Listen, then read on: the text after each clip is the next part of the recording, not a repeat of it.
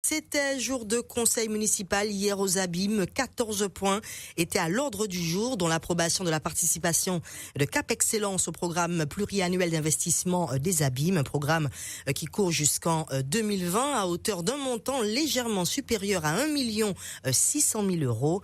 Une somme qui servira notamment pour des aménagements de l'hôtel de ville.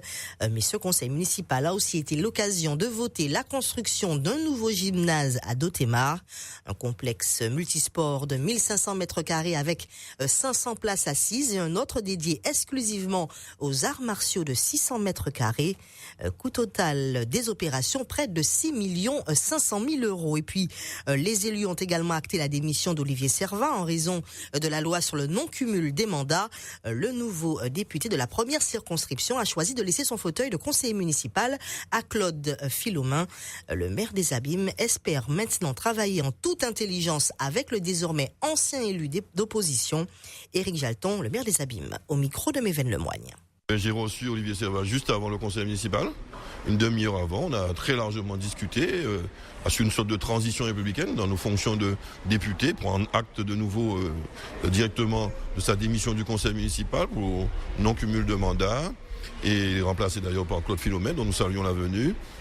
Et nous l'avons rappelé, il est bien d'accord à ce point de vue, que nous le solliciterons auprès de l'État, aux institutions auxquelles il a accès en qualité de parlementaire de la République, que puisse nous accompagner la vie des Abîmes, accompagner Cap Excellence dans nos nombreux projets d'investissement notamment, mais aussi quant au fonctionnement, partout où ce sera nécessaire, sous les grandes problématiques de l'eau, du développement économique, de la culture, du sport, de la santé, bref, toutes les compétences dévolues à la communauté et à la vie des Abîmes. Nous serons là pour le solliciter. Il y aura des dossiers et nous verrons, nous le jugeons sur pied, je lui ai dit.